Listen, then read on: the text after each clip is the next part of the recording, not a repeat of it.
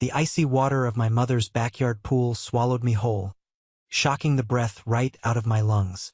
I plunged into the deep end, the sudden silence of the water wrapping around my ears like a heavy blanket. For a fraction of a second, suspended there in the cold blue, I thought about simply staying under. I thought about letting the water muffle the sounds of the people above me, the people who shared my blood but had never once treated me like family. But the human instinct to survive is stronger than the desire to give up, so I kicked my heavy, waterlogged shoes against the bottom and broke the surface. As I came up gasping for air, wiping stinging chlorine from my eyes, the sound that greeted me wasn't a gasp of concern. It wasn't my mother screaming for someone to help me. It was laughter. It started as a few scattered chuckles, and then it erupted into full, mocking, open-mouthed laughter. It echoed across the expensive patio, bouncing off the perfectly manicured hedges and the glowing string lights. My own brother, Carter, the man of the hour, was standing right at the edge of the pool with a smug, arrogant smirk plastered on his face. He didn't reach out a hand. He didn't even drop his champagne glass. Isabella, his beautiful, terrible fiancée, was practically leaning on him, her hand covering her mouth as she giggled like she was watching a clumsy clown at a circus. And then there was my mother, Denise. She stood towering over me at the edge of the concrete coping, her expensive pale blue designer dress completely dry, her makeup flawless. There was no accident in her eyes. There was no apology. She glared down at me with a look of pure, unadulterated disgust. "You don't belong in this picture," she hissed, her voice low enough that only I and the people immediately next to her could hear the venom, but loud enough to shatter whatever was left of my heart. "Look at you. You ruin everything."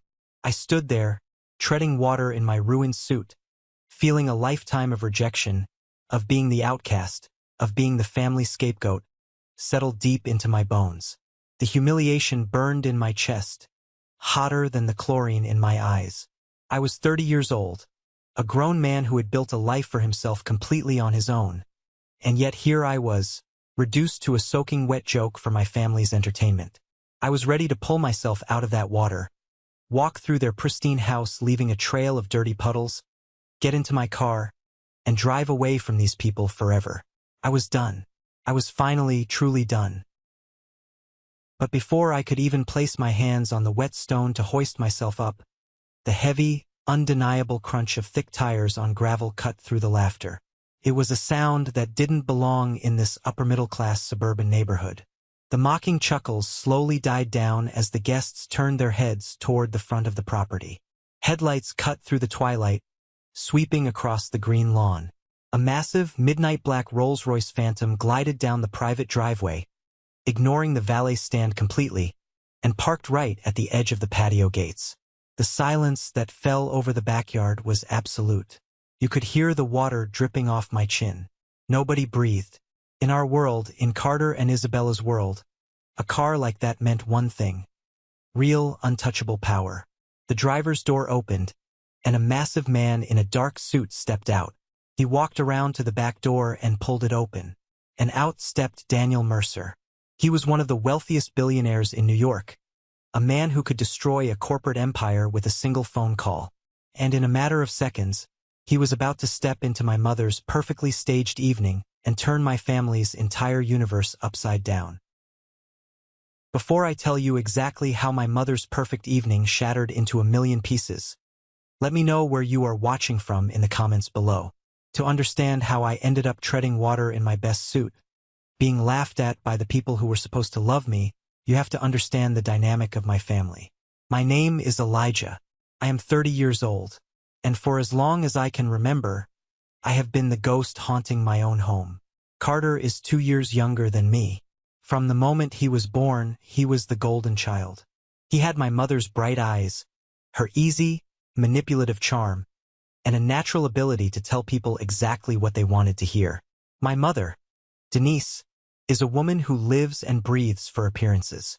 To her, the neighborhood gossip is gospel. She cares more about what the women at her country club think of her than she cares about her own soul. My father, Richard, checked out of parenting decades ago. Whenever my mother would start a screaming match, threatening him with a divorce over some perceived slight or financial argument. My father would just retreat to his study and close the door. He chose peace over protecting his eldest son. Because I was quiet, because I liked reading more than playing golf, and because I saw right through my mother's superficial facade, I became the enemy. I was the stain on her perfect white rug. The hardest part of growing up as the unfavored child is that you never really stop hoping they will wake up one day and love you. You keep trying to earn a seat at a table where your chair has already been permanently removed. I remember the exact moment the final nail was driven into the coffin of my childhood. It was the spring of my senior year of high school.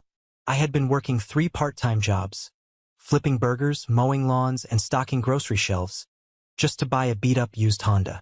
I walked into our kitchen one afternoon to find my mother sitting at the island, handing Carter a thick manila envelope. Carter was grinning from ear to ear. I asked what it was. My mother looked at me, completely deadpan, and told me she was giving Carter the entire college fund that my grandfather had left for both of us. "Carter needs it more, Elijah," she said, taking a sip of her coffee like she was discussing the weather. "He's going to a prestigious private university. He needs to network with the right people. You're just going to the state college. You're smart. You'll figure out the loans. Besides, Carter has potential for high-level management." She didn't even flinch. She stole my inheritance, the money my grandfather specifically meant for my education, and handed it to the golden boy to use as party money. So I figured it out. I moved away, took out massive student loans, and worked myself into the ground while Carter drank his way through a business degree that took him 5 years to finish. After college, I moved to New York City. I had no safety net, no trust fund. If I failed, I would be sleeping on the street. I started at the absolute bottom of the corporate ladder at Mercer Holdings, a ruthless, incredibly successful private equity firm. My starting salary barely covered my rent in a roach-infested apartment in Queens, but I didn't care. I worked 80-hour weeks. I ate cold instant noodles at my desk at 2 in the morning. I studied every financial projection, every legal loophole, every corporate strategy until my eyes bled. While I was bleeding for my career, Carter was failing upward. My parents funded his luxury apartment. They bought him a new car. They introduced him to wealthy contacts. But Carter was inherently lazy. He kept getting fired or mutually parting ways with the companies my parents begged to hire him. Then, 7 years ago, the facade almost completely crumbled. My father made a series of terrible investments, and our family hit a massive financial wall. We were weeks away from foreclosure. My mother was absolutely hysterical, not about the prospect of being homeless, but about the neighbors finding out she was broke. She couldn't handle the shame. During that crisis, my mother did something unforgivable. She took my grandmother's antique diamond engagement ring, the only piece of real, meaningful history our family had left, a ring that was supposed to be kept safe for future generations, and she secretly pawned it. I found out when my father called me, crying, drunk on cheap whiskey, confessing what she had done. I had just received my first real, substantial bonus at Mercer Holdings. It was the money I was going to use to finally pay off a massive chunk of my student debt and maybe buy a decent mattress. Instead, I took that entire bonus in cash, took the train back to my hometown, walked into a dingy, foul-smelling pawn shop downtown, and slammed the money on the glass counter. The pawnbroker, a heavy-breathing man with grease on his shirt, handed me the ring. I drove to my parents' house, walked into the living room, and dropped the ring onto the coffee table in front of my mother. I didn't yell. I didn't ask for a thank you. I just looked her in the eye and said, "Keep it in the family." I thought, in my naive, desperate heart, that this would be the moment. This would be the moment she would look at me and realize I was a good son. A son she could be proud of. She picked up the ring, put it in her pocket, and walked out of the room. A month later, she started telling all her country club friends that Carter, sweet, successful Carter, had used the profits from his consulting business to buy the ring back and save the family's honor. She completely erased my sacrifice. She took my hard-earned money, my loyalty, and handed the credit to the golden boy. I stopped coming home after that. I stopped calling. I poured every ounce of my rage and my pain into my work at Mercer Holdings. And it paid off in ways my family couldn't even fathom. Over the next few years, I became the ultimate fixer. I was the guy who cleaned up the messes before the powerful men at the top ever had to see them. I worked directly under Daniel Mercer, the billionaire founder of the firm. Daniel is a man who speaks softly but expects absolute perfection. I gave him exactly that. I earned his respect and then I earned his trust. I was promoted rapidly, eventually becoming the executive director of strategic operations. Within the industry, I was known simply by my initials, EH. I was the final gatekeeper for Mercer Holdings. If a company wanted a multi-million-dollar investment, their files had to pass across my desk. I reviewed the numbers, the liabilities, the legal risks. If I didn't sign off on a project, Daniel Mercer didn't open his checkbook. Period. I held the power to make or break corporate empires. But back in my hometown, my mother was spinning a very different narrative. To her friends, Carter was a rising corporate titan, and I was just a lowly administrative assistant. Whenever relatives asked about me, she would sigh dramatically and say I was doing secretary work in the city, fetching coffee and filing papers. She couldn't understand my job, so she diminished it. I let her tell her lies. I didn't need her validation anymore.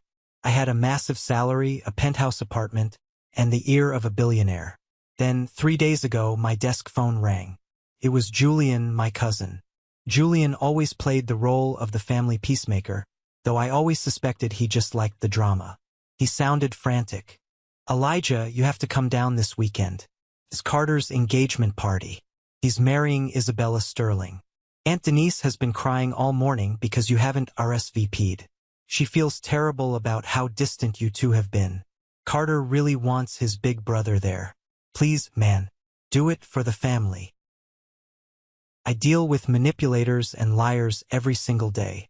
I negotiate with corporate sharks. I should have seen right through Julian's manufactured panic.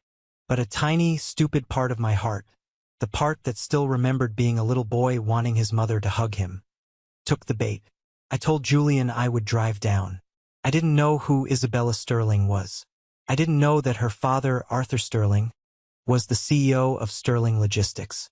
And I certainly didn't know that Arthur Sterling was currently drowning in hidden debt, desperately seeking a $50 million bailout from Mercer Holdings to avoid bankruptcy. I didn't know that the very file detailing Arthur's corrupt labor practices and financial liabilities had been sitting on my desk for 3 months, waiting for my final stamp of rejection. I was walking completely blind into a trap, set by people who only saw me as an ugly prop to make their perfect family portraits look a little more charitable. The drive from New York took a little over 2 hours. I pulled up to my mother's sprawling suburban house just as the sun was beginning to dip behind the massive oak trees that lined the street. The entire property had been transformed. It looked less like a family gathering and more like a Hollywood movie set. There were valet attendants in matching red vests taking keys from guests driving BMWs and Lexuses. String lights were draped elegantly over the driveway, and a string quartet was playing softly on the front porch. I handed my keys to the valet, adjusted the cuffs of my tailored dark suit, and walked up the paved walkway. Right near the entrance, there was a massive ornate floral board resting on a gold easel. It read, in flowing white script, "Carter and Isabella, welcoming the Sterling family." Beneath that, in slightly smaller letters, it said, "Hosted by Richard, Denise, and Julian." I stopped and stared at the sign. They had put my cousin's name on the welcome board, but not mine. Not the older brother. Not the eldest son. Just a blank space where my existence should have been. I felt my chest tighten, a familiar, heavy ache spreading behind my ribs. I almost turned around and walked back to my car right then and there. But I had driven 2 hours, and I wasn't going to let them think I was a coward. I took a deep breath, pasted a neutral expression on my face, and walked through the side gate toward the backyard patio. The smell of expensive grilled salmon and chlorine from the pool filled the air. Waiters in crisp white shirts were circulating with silver trays of champagne and hors d'oeuvres. I recognized people I had grown up with, old neighbors, distant aunts and uncles, all dressed to the nines, laughing and sipping their drinks. Before I could even make it to the bar to get a glass of water, my mother appeared. She seemed to materialize out of thin air. She was wearing a pale blue designer dress that looked like it belonged on a runway, her hair perfectly coiffed. She stopped 3 feet away from me, her eyes sweeping up and down my dark suit. The fake, gracious smile she had been wearing for the guests vanished instantly, replaced by a hard, thin line. "You actually came," she said. "It wasn't a greeting. It was an accusation." "I told Julian I would," I replied, keeping my voice perfectly even. She crossed her arms, her diamond bracelets clinking together. "Well, you're late, and I wish you had worn something a little more festive, Elijah. You look like you're heading to a funeral. And please, I am begging you, do not make tonight about yourself. The Sterlings are incredibly important people. Arthur Sterling has a massive logistics empire. Do not bore them or my friends with stories about your little administrative job in the city. Just smile, say hello, and stay out of the way. Tonight is about Carter." I looked at her, truly looked at her. The sheer audacity of her words was staggering. I ran the strategic operations for a firm that could buy Arthur Sterling's company and sell it for parts before lunch. But I didn't say it. Handing the truth to people committed to misunderstanding you is a waste of breath. I just gave her a tight, polite nod. "Understood, mother." I walked past her and headed toward the dining area to find my seat. There was a long, breathtakingly beautiful head table set up beneath a white canopy. It was decorated with cascading white roses, crystal wine glasses, and silver plates. I saw the beautifully printed name cards. Carter, Isabella, Arthur Sterling, his wife Eleanor, my parents, and even Julian. I walked slowly down the entire length of the table. My name wasn't there. A hot flush of humiliation crept up my neck. I looked around the yard and finally spotted my name card. It had been placed on a tiny, wobbly, round cocktail table in the far corner of the yard, half hidden behind a massive potted hedge. It was situated right next to the stone pathway where the catering staff was carrying dirty dishes back to the kitchen. I was 30 years old, a grown man who commanded boardrooms in Manhattan, and they had banished me to the kids' table next to the trash. Just as I reached my little table, Julian walked past, holding a glass of scotch. He stopped, feigning surprise, and put on a look of deep, fake pity. "Oh, man," Julian said, shaking his head. "Elijah, I'm so sorry. I think Carter wanted the main table to look balanced for the photographs. You know how Isabella is about aesthetics. They needed an even number. Don't take it personally, all right? I'm just glad you made it." I stared at Julian. I knew exactly what he was doing. He was playing the middleman, kissing up to my mother and Carter to ensure he stayed in their good graces, probably hoping for a handout. "I'm sure the photographs will be beautiful, Julian," I said coldly. He blinked, unaccustomed to me not taking the bait, and scurried away. I sat down at my isolated table. A few minutes later, an old high school friend of Carter's, a guy named Marcus, strutted by. Marcus had always been a bully, a guy who peaked in high school and now rode Carter's coattails. He leaned over my table with a smug, oily grin. "Hey, Elijah," Marcus sneered. "Still fetching coffee for the big guys in New York? Carter tells me you're basically a glorified assistant these days. Listen, let me know if you need a real job. Carter and I are going to be running a massive operation soon. I'm sure he could find a spot for you in the mailroom. Family takes care of family, right?" I didn't break eye contact. I didn't raise my voice. I just looked at him with the same detached clinical interest I used when reviewing a bankrupt company's assets. "I'm doing just fine, Marcus. Enjoy the free alcohol while it lasts." Marcus scoffed, muttered something under his breath, and walked away. I sat there alone for over an hour, watching my family celebrate a life I was explicitly excluded from. The only person who showed me a shred of human decency was an older man working the catering staff, a chef whose name tag read Thomas. He noticed me sitting alone by the dish return. He quietly walked over, carrying a plate of hot, perfectly cooked steak and a glass of sparkling water with a slice of lemon. You look like you've had a long drive, sir, Thomas said kindly, setting the plate down. It gets loud out there. Enjoy the quiet. I thanked him genuinely. It was a tiny gesture, but that chef showed me more respect in 10 seconds than my own mother had in 30 years. Later in the evening, I decided to stretch my legs.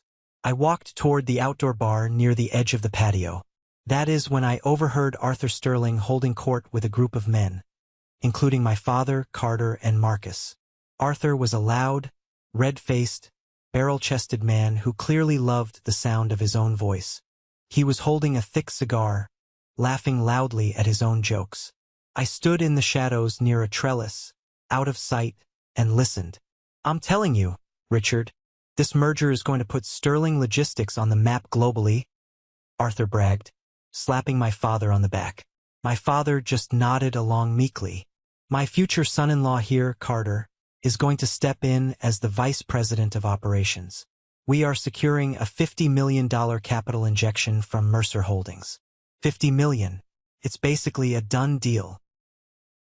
Carter puffed out his chest, looking incredibly proud of a victory he hadn't even earned. We are just waiting on the final signature from their operations director, Carter said smoothly, taking a sip of his drink. Some guy who goes by the initials EH. My lawyers say he is notoriously difficult, a real stickler for the rules, but Arthur's legal team has assured us they've greased the right wheels. He's going to sign off by Monday morning. I froze in my tracks. The glass of sparkling water in my hand suddenly felt very cold. My heart started pounding a slow, heavy rhythm against my ribs. I knew Arthur Sterling's company. I knew it intimately. For the past 3 months, my team and I had been tearing apart his financial records.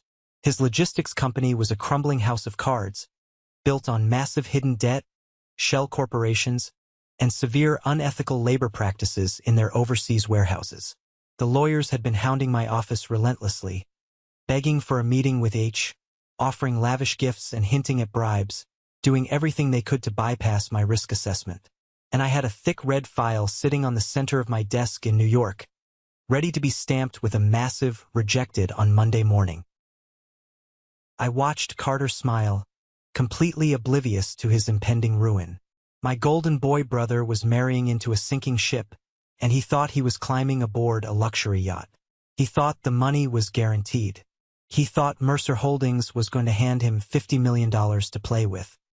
He had absolutely no idea that the man who held the keys to the vault, the terrifying they were all whispering about, was standing 10 feet away, drinking water out of a plastic cup. Carter suddenly turned his head and noticed me standing near the trellis. He whispered something in Arthur's ear, and they both walked over to me. Isabella, poured into a tight, incredibly expensive designer dress, followed closely behind them. As she walked, she raised her left hand to brush her hair back, and the patio lights caught the brilliant flash of a diamond. My grandmother's diamond. The ring I had bought back with my blood and sweat. Elijah, Carter said, his voice dripping with condescension. I see you found your little table back there. Listen, Arthur and I were just talking. Once the new capital comes in next week, we are going to be expanding the headquarters. I know you're stuck doing administrative work right now, answering phones and all that, but I could probably talk to the HR department and get you an interview for a low-level management spot. We believe in helping family. Isabella let out a sharp, unpleasant laugh. Oh, Carter, you are too generous. But we really need people with actual corporate business experience, honey. Elijah might be a bit out of his depth in a real office. I looked at Isabella's sneering face, then at Carter's arrogant smirk, and finally at Arthur Sterling, who was puffing on his cigar like he owned the world. I felt a profound, chilling calm wash over me. The anger, the hurt, the childhood trauma. It all vanished, replaced by cold, hard clarity. I wasn't the victim here. I was the one holding the executioner's axe. I appreciate the offer, Carter, I said slowly, making sure my voice was perfectly steady, my eyes locking onto his. But I think you should wait until the Mercer money actually clears the bank before you start handing out charity jobs. Arthur Sterling frowned, pulling the cigar from his mouth. He looked at me like I was a bug on his shoe. The money is secure, young man. You don't know the first thing about high-level corporate finance. Stick to making copies. I just smiled a small, tight, genuine smile. We'll see. I turned and walked away, heading back toward the main patio as the sky turned pitch black. The air felt heavy, thick with the promise of a storm. The final act of this miserable family play was about to begin, and for the first time in my life, I knew exactly how I was going to rewrite the ending. The party naturally gravitated toward the edge of the large, illuminated swimming pool as the time for speeches approached. Waiters expertly navigated through the crowd, handing out fresh crystal flutes of champagne. I stood near the back, leaning against a cool stone pillar, watching the spectacle unfold.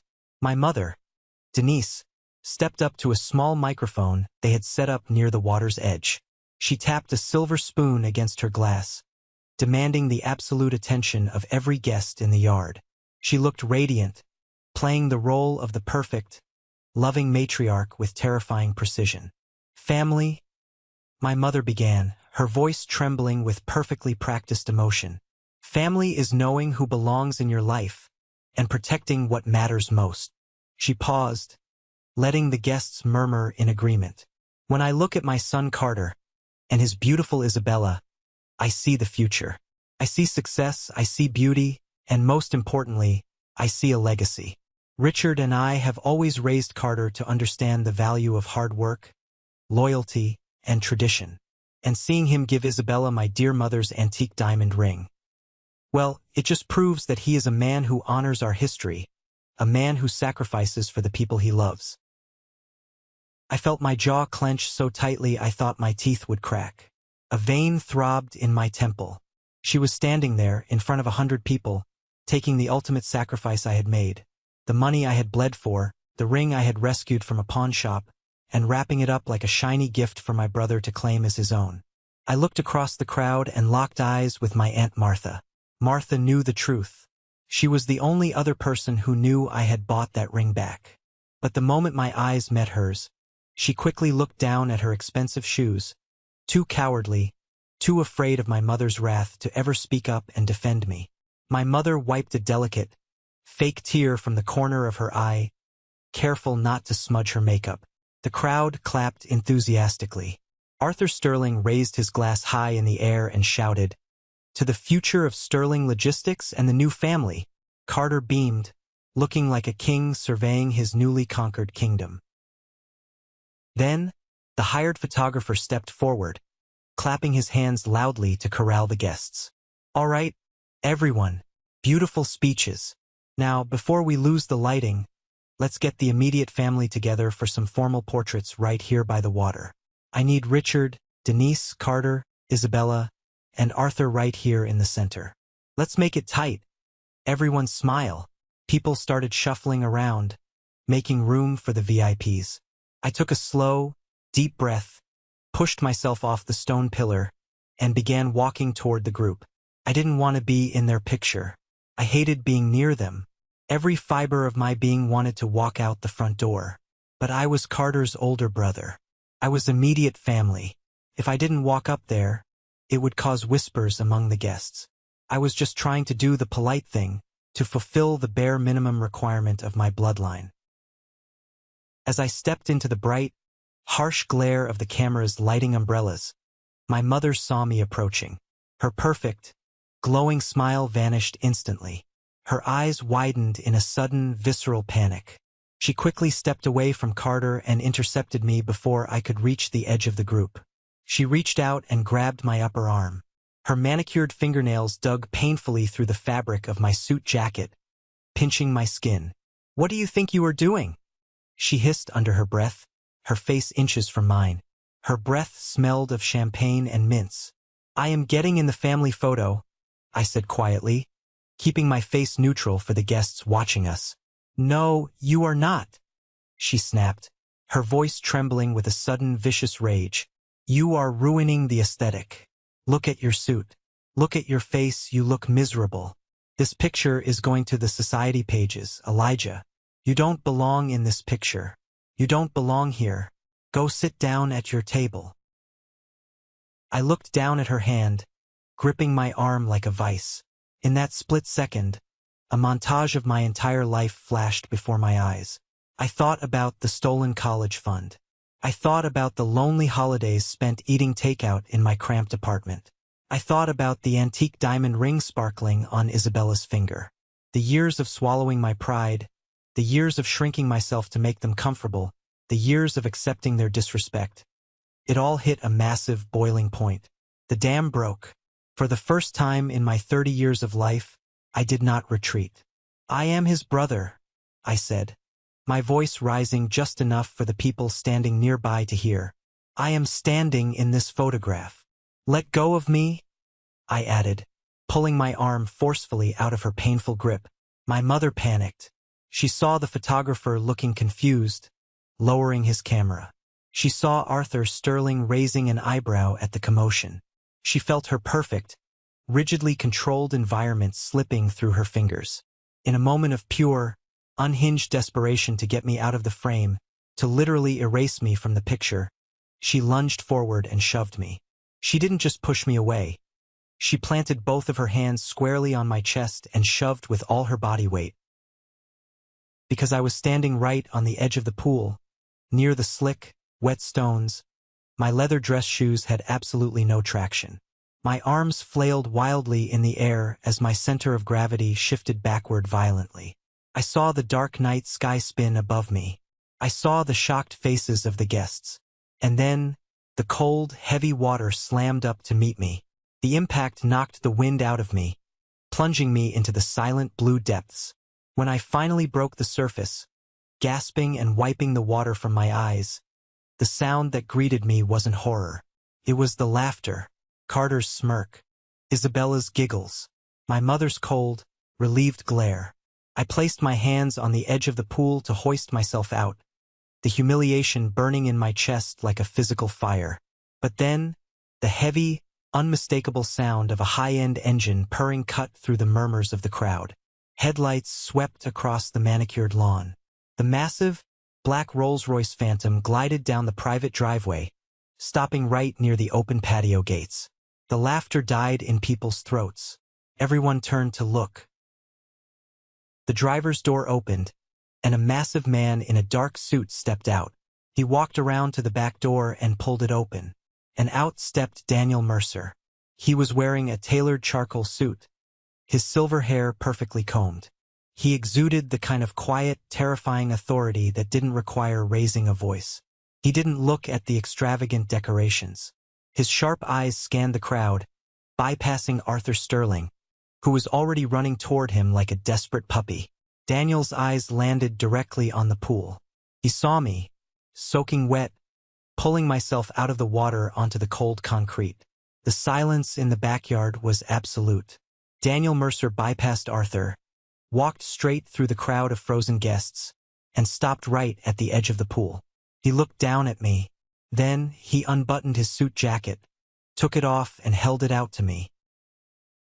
"Are you all right, Elijah?" Daniel asked, his voice echoing in the dead quiet of the yard.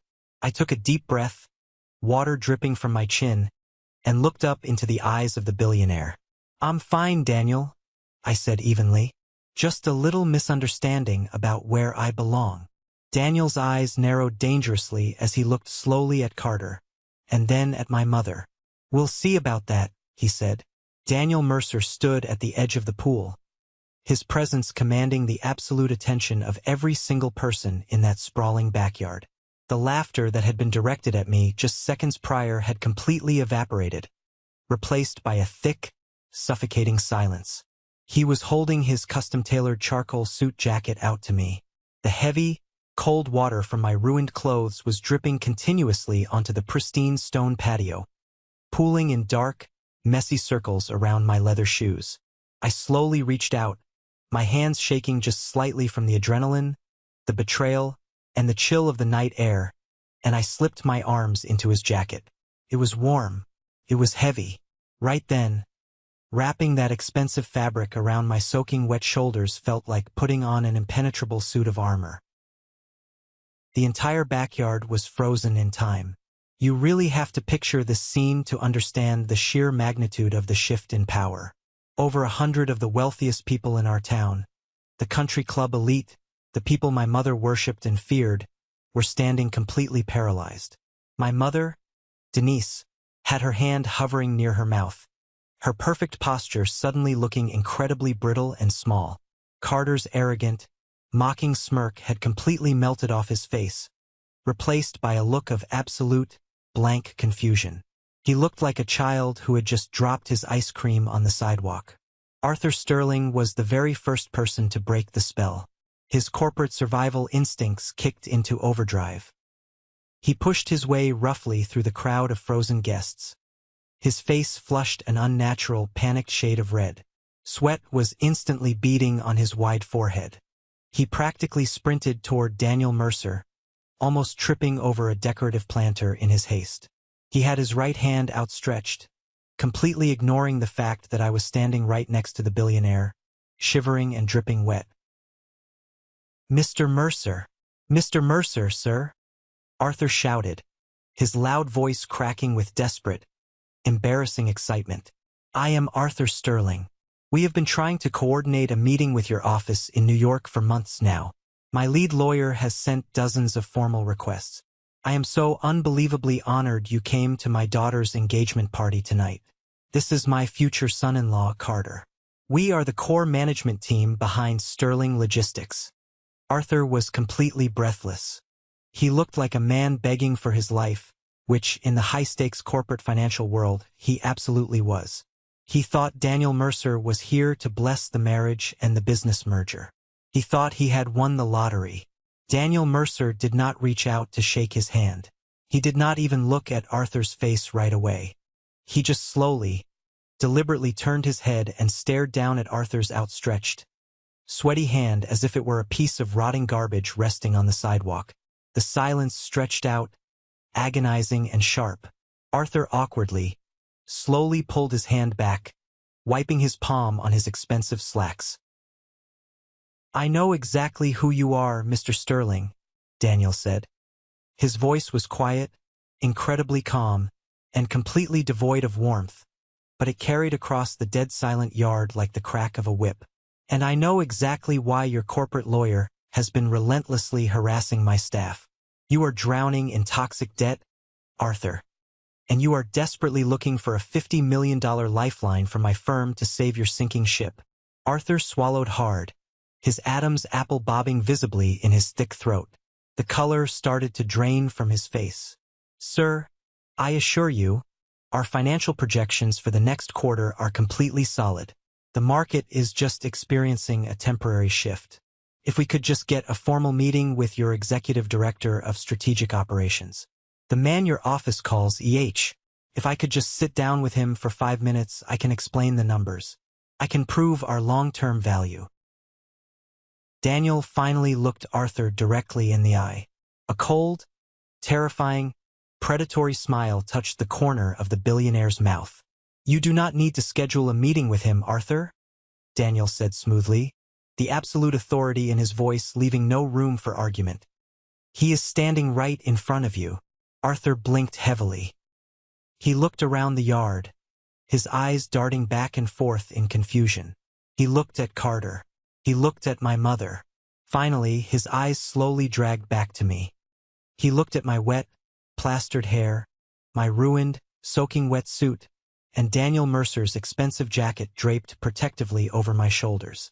His brain simply refused to process the information. It defied his entire worldview. "I do not understand," Arthur stammered, his loud, booming voice reduced to a pathetic, breathy whisper. "Elijah," Daniel said, turning his body completely toward me, his tone shifting instantly from disdain for Arthur to one of absolute professional respect for me. "Would you care to explain the current status of the Sterling Logistics investment file to Mr. Sterling?" I took a deliberate step forward. The cold night air hit my wet face, but I had never felt more awake, more intensely alive, in my entire 30 years of existence. I looked directly into Arthur Sterling's terrified, wide eyes. Then I shifted my gaze to my brother, Carter, whose face had drained of all color, making him look like a ghost standing under the patio lights. "The file is dead, Arthur," I said, my voice ringing out clearly, echoing over the surface of the swimming pool. I am the executive director of strategic operations for Mercer Holdings. And for the past 3 agonizing months, my investigative team and I have been tearing your logistics company apart piece by piece. A collective, audible gasp rippled through the wealthy guests. My mother took a staggering step back, her high heel catching awkwardly on the edge of a paving stone. She almost lost her balance. Carter's jaw literally dropped open. He tried to form a word, he tried to speak, but his throat was completely dry. I did not stop. I let 30 years of being the invisible, unloved, disrespected son fuel every single syllable that left my mouth. You wanted $50 million of our capital, I continued, taking another step closer to Arthur, forcing him to look up at me. But my comprehensive audit found your hidden offshore accounts. We found the massive, undeclared liabilities you tried to bury in shell companies.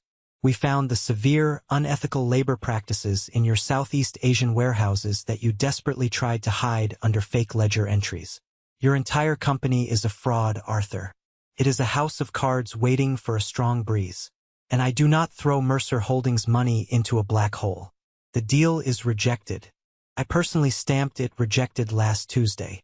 Arthur's face went from pale to a sickly, ash-gray color. His heavy chest heaved as he struggled for air, clutching the lapels of his own suit. "No," he whispered, shaking his head frantically. "No, you are a secretary. Carter told me you were an administrative assistant. He told me you fetched coffee and filed papers." I looked at my golden boy brother, who was now physically trembling, his hands shaking at his sides. "Carter says a lot of things to make himself look bigger, Arthur. He also stood here tonight and let my mother tell everyone in this yard that he bought his beautiful fiancée an antique diamond ring with his own hard-earned business profits. That was a lie, too. Carter hasn't earned a single dollar of his own in his entire life." Daniel Mercer stepped forward, standing shoulder to shoulder with me, presenting a united, impenetrable front. "My firm operates on absolute trust, transparency, and integrity, Mr. Sterling," Daniel said to the crowd. "Elijah is my most trusted executive. He holds the keys to my vault. He told me this logistics deal was toxic garbage, and his word is the final law in my building. Furthermore, after personally witnessing the sheer lack of basic human decency displayed by this family in this yard tonight, I would not invest a single dime of my money in anyone associated with them.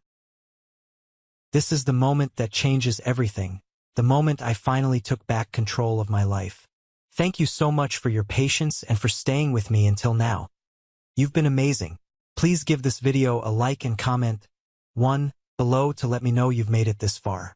Not only does this help more people find this story, but it also lets me know that my experiences truly mean something to someone. Your support is my greatest motivation to keep sharing the rest of this journey. The brutal, uncompromising reality of my words slammed into Arthur Sterling like a physical freight train. He stood there, frozen, as the horrifying truth washed over him. He realized, standing there in front of the entire town, in front of his peers and competitors, that his company was effectively dead. Mercer Holdings was the ultimate gold standard in the private equity world. If we publicly rejected a deal due to fraud and hidden liabilities, no other bank, no other venture capitalist, no other investor in the entire country would ever touch his business. He was completely, irrevocably ruined. Arthur spun around, his eyes blazing with absolute, unhinged fury, and charged directly toward my father and Carter. "You lied to me!" Arthur screamed at the top of his lungs, spit flying from his lips. His fists clenched so tightly at his sides that his knuckles were pure white. "You told me you had an inside connection at Mercer. You told me your brilliant son was going to guarantee the funding for the merger. You set me up with a complete fraud. You tied my family to a sinking ship. Arthur, please, I am begging you. Let's calm down and talk about this inside." My father pleaded, raising his trembling hands, absolutely terrified of the public conflict and the scene it was causing. "We honestly did not know. Elijah never told us his actual salary or his corporate title. We thought he was just doing entry-level work. You thought? Arthur roared, cutting my father off, his voice echoing off the back of the large house. I am going into bankruptcy. My remaining investors are going to pull out by Monday morning when the news of this rejection hits the financial wire. And you? He pointed a thick, trembling, furious finger directly at Carter's chest, poking him hard. You are nothing but a useless, spoiled little boy playing dress-up with your daddy's credit cards. The wedding is completely off. The corporate partnership is dead. You will never see my daughter again. Isabella, standing a few feet away, let out a piercing, dramatic scream that shattered the remaining tension. Dad, no. You cannot do this. The invitations are already sent. The venue is booked. My friends are coming. Arthur grabbed his daughter's arm roughly, pulling her toward him. Take that ring off your finger right now, Isabella. We are leaving this instant. I am not tying my name or my family to these pathetic liars. Isabella looked at Carter. She looked at his pale, terrified, completely pathetic face. He did not say a word to defend her. He did not step forward to protect their relationship. The harsh realization finally dawned on her that Carter had no real money. There was no $50 million deal, and there was absolutely no wealthy, luxurious future waiting for her. With a disgusted, angry sob, she ripped the antique diamond ring off her finger and threw it as hard as she could onto the stone patio. The ring bounced twice, the sharp, distinct sound of precious metal hitting hard stone ringing clearly in the silent yard, before rolling and stopping right near the toe of my wet leather shoes. Arthur and Isabella stormed through the crowd, heading straight for the side gate and the front driveway. Elijah, she cried, her voice cracking with pure, unfiltered desperation. Elijah, please, you cannot do this to us. We are your family. We are your blood. Tell Mr. Mercer you made a terrible mistake. Tell him you will review the file again on Monday. Please do it for your brother. Carter needs this money. Our family needs this connection. I looked down at the ground. I slowly crouched down, the wet fabric of my trousers sticking uncomfortably to my knees, and picked up the antique diamond ring. I rolled the cold metal between my thumb and forefinger, looking at the stone that had caused so much silent, invisible pain in my life. I stood back up, clutching the ring in my palm, and looked my mother dead in the eye. Family? I said, my voice dangerously soft, repeating the word she loved to use as a weapon against me. You stood in front of all these people tonight and praised Carter for buying this ring. You told everyone he sacrificed his own business profits for it. You made him the hero. I turned slightly to face the remaining guests, raising my voice so everyone could clearly hear the unvarnished truth. 7 years ago, when this family was on the verge of losing this exact house, my mother took my grandmother's ring and pawned it just to keep up appearances. I was 23 years old. I had just gotten my first real salary bonus working 80 hours a week in New York. I took that money, went to the pawn shop, and bought it back. I handed it to her to keep our history safe. And she stole that credit just like she stole my college fund to pay for Carter's frat parties. She gave my hard-earned money to the golden boy. I turned back to my mother. She was visibly shaking, her hands covering her mouth, her eyes wide with absolute, undeniable terror as her deepest, ugliest secrets were aired out to the exact people whose opinions she valued most in the world. I reached out, took her trembling hand, pried her stiff fingers open, and pressed the cold diamond ring firmly into her palm. Keep the ring, mother? I said, my voice completely devoid of any anger or sadness. It was just empty. Consider it my final payment. The debt of my birth is paid in full. I do not owe you anything. I do not owe Carter anything. I am completely, finally done with you. I did not wait for her response.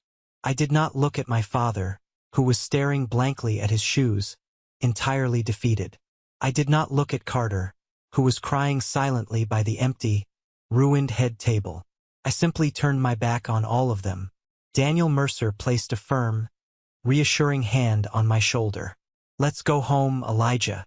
You have a massive board meeting on Monday, and I need my best man sharp. We walked together across the lawn.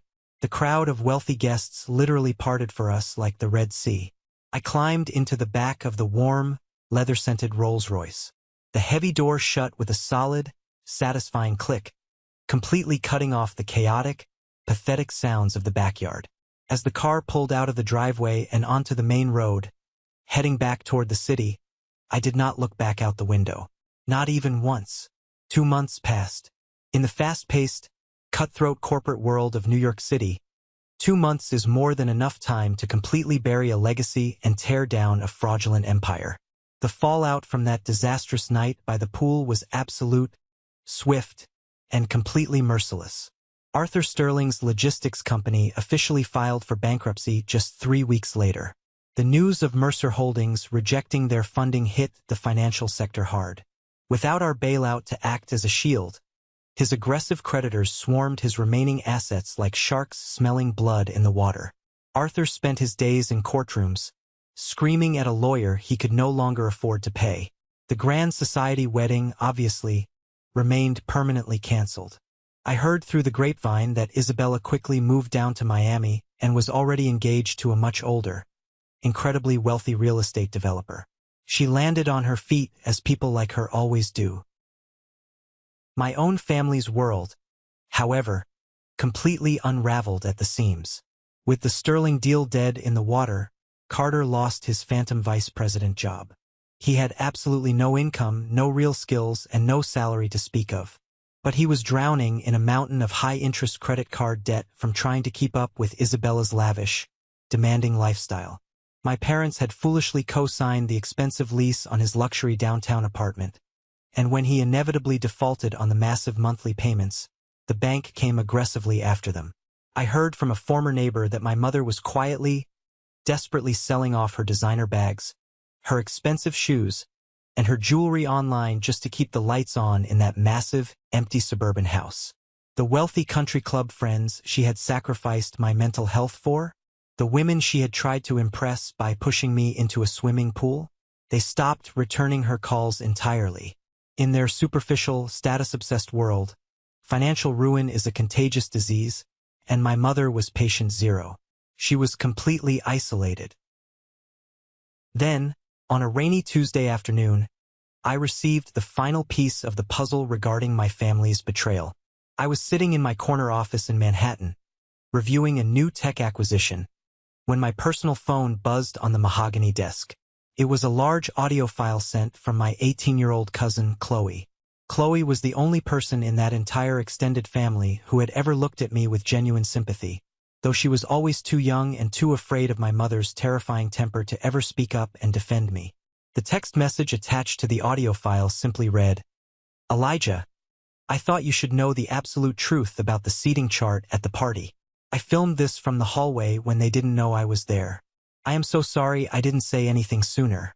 You didn't deserve any of it." I put in my wireless earbuds and hit play.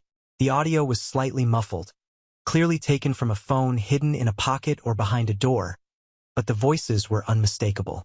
It was my cousin Julian, talking to my mother on the afternoon of the engagement party, hours before I even arrived. "Aunt Denise, seriously, do not worry about Elijah tonight," Julian's voice sneered through my phone speaker.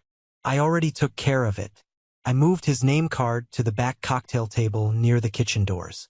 He won't be in the way of the Sterling family photos. I know you hate having him around when important people are here. He always looks so gloomy and brings the mood down.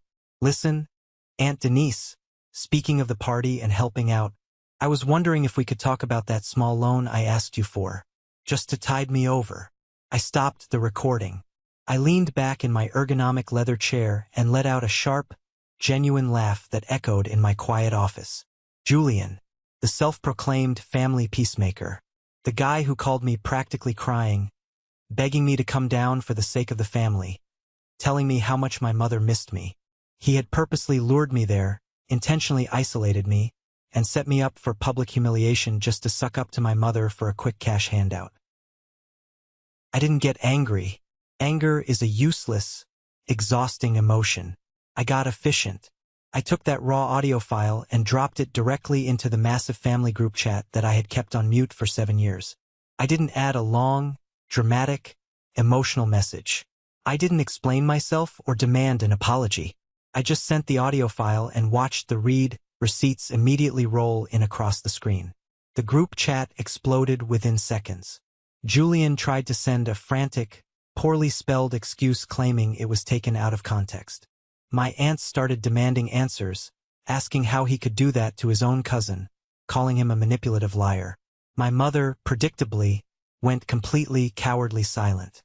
She had nothing left to say. I opened the chat settings, tapped Leave Group, and proceeded to permanently block every single phone number associated with my blood relatives.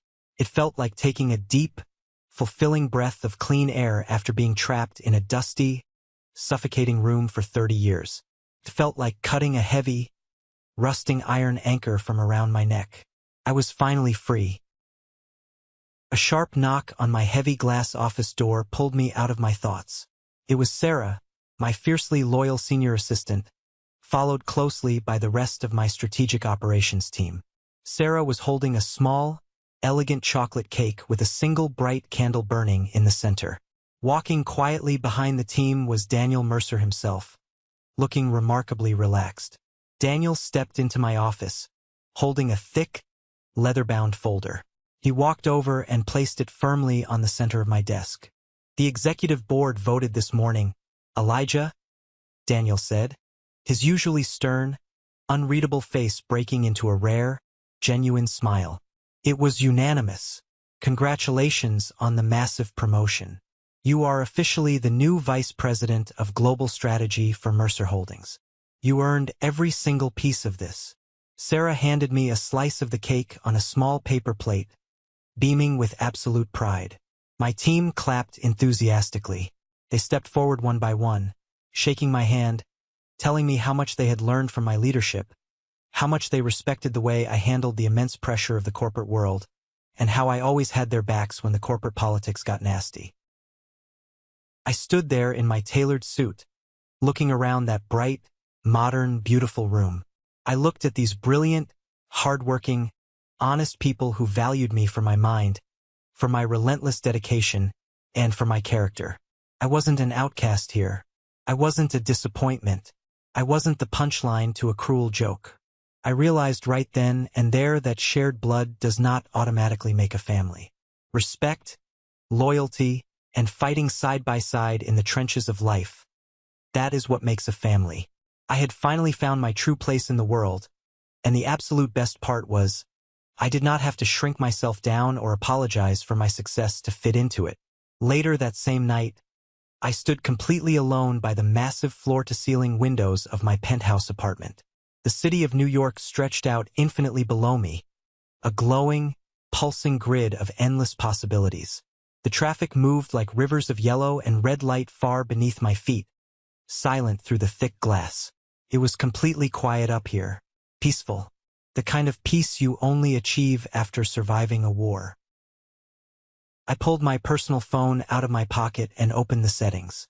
Out of morbid curiosity, a desire to close the final chapter of my past, I checked my blocked messages folder. There were dozens of voicemails sitting there in the dark, waiting to be heard. I listened to the first few seconds of a few. There was one from Carter, his voice thick with pathetic tears, desperately apologizing for laughing at me, asking if I could just forgive him and maybe introduce him to some of my corporate contacts, just to get him an entry-level interview somewhere so he wouldn't face eviction. There were several from my mother, leaving long, rambling, hysterical messages about how a mother's love is supposed to be unconditional, about how families need to forgive each other's mistakes, and how she was just under so much intense social stress that night at the pool and didn't mean to push me. She even cried about the inheritance, begging me to remember the good times we supposedly had. She still couldn't admit the absolute truth. She wasn't sorry for how she treated me. She was only sorry because I had power, and because she was facing the brutal consequences of her own vanity. I didn't listen to the rest of the messages. I highlighted the entire folder, selected all the voicemails, and hit delete. Gone. Erased. Permanently removed from my life.